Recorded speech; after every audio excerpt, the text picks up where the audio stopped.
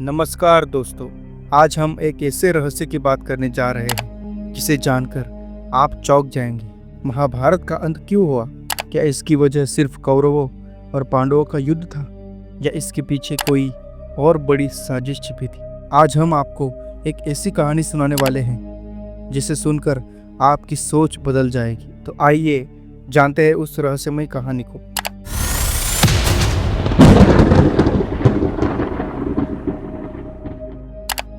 कहानी शुरू होती है तब जब महर्षि वेदव्यास जी ने धृतराष्ट्र के महल में कदम रखा।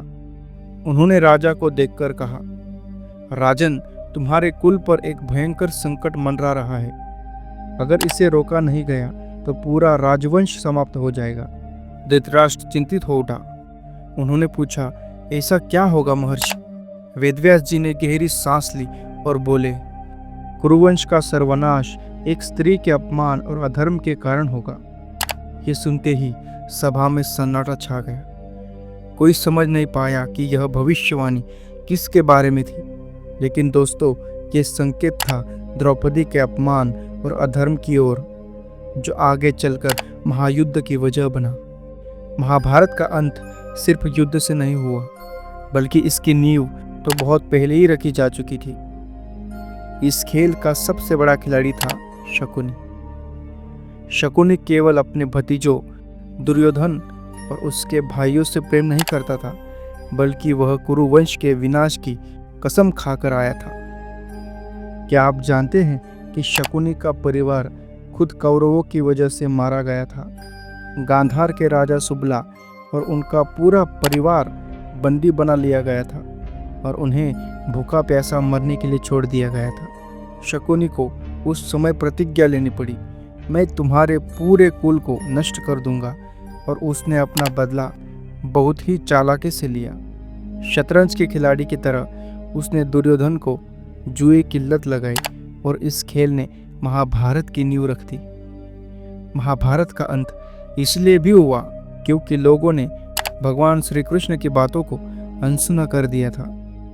जब श्री कृष्ण पांडवों के दूत बनकर हस्तिनापुर पहुंचे तो उन्होंने शांति का प्रस्ताव रखा। राजा धृतराष्ट्र, ये युद्ध केवल विनाश लाएगा। मैं आपसे निवेदन करता हूँ कि 5 गांव देकर इस युद्ध को रोक लो। लेकिन दुर्योधन ने इस प्रस्ताव को ठुकरा दिया और अहंकार में कहा, मैं सुई की नोक जितनी भी जमीन पांडवों को नहीं दूंगा। श्री कृष्ण ने मुस्कुरा कर देखा और कहा, तो अब तुम्हारा विनाश कोई नहीं रोक सकता। यहाँ से निश्चित हो गया कि कुरुवंश का अंत अब तय था।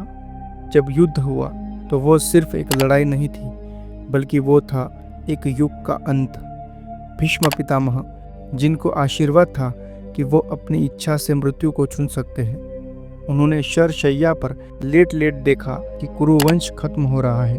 गुरु द्रोणाचार्य, कर्ण, जयद्रथ, दुर्योधन, एक एक करके सभी योद्धा मारे गए और अंत में जब दुर्योधन की जंघा पर भीम ने गदा मारी तब महाभारत का युद्ध समाप्त हुआ। लेकिन क्या सच में यह अंत था?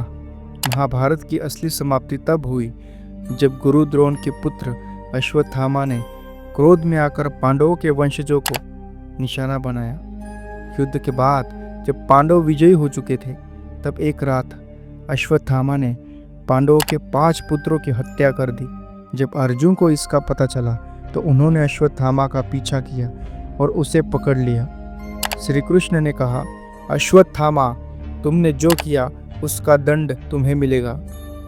अर्जुन ने अश्वत्थामा से उसका दिव्य मणि छीन लिया जिससे वो अमर था। लेकिन अश्वत्थामा ने बदले में उत्तरा के गर्भ में पल रहे अभिमन्यु के पुत्र पर ब्रह्मास्त्र छोड़ दिया। भगवान श्री कृष्ण ने अपने दिव्य शक्ति से उस बालक को बचा लिया, लेकिन क्रोधित होकर अश्वत्थामा को श्राप दिया, तुम हजारों वर्षों तक जंगलों में भटकते रहोगे, न कोई तुम्हारा इलाज करेगा, न तुम्हें मुक्ति मिलेगी। कहा जाता है कि आज भी अश्वत्थामा धरती पर भटक रहा है। अब सवाल उठता है, क्या महाभारत की समाप्ति सच में हो गई थी? अगर हम गौर से देखें तो महाभारत केवल एक युद्ध नहीं था, बल्कि यह एक चेतावनी थी। अत्यधिक अहंकार का परिणाम विनाश होता है, न्याय और धर्म की जीत होती है, लेकिन अधर्म का अंत हमेशा दर्दनाक होता है। जो लोग भगवान की बात नहीं मानते वे खुद अपने विनाश की कहानी लिखते हैं। यही कारण था कि महाभारत का अंत एक युद्ध से नहीं बल्कि एक श्राप, एक बदले और एक भविष्यवाणी से हुआ।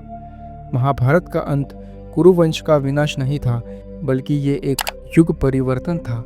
इसलिए हमें महाभारत से सीखना चाहिए कि कभी भी अधर्म का साथ न दें। अहंकार हमेशा बर्बाद कर देता है। शांति और धर्म का पालन करें ताकि विनाश से बचा जा सके। अगर आपको ये कहानी अच्छी लगी तो लाइक, शेयर और कमेंट ज़रूर करें।